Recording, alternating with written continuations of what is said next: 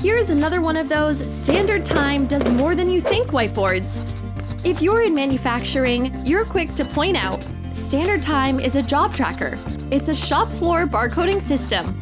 It's for work in progress.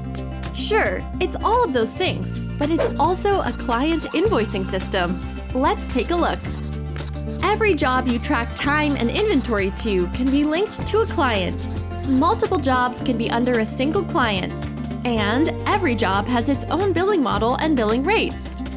That means the beehive of shop floor activity is accumulating client billable hours. Even better than a tax attorney.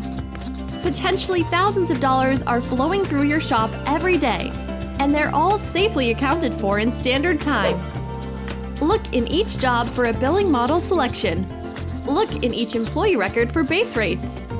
Look for employee role and category rates.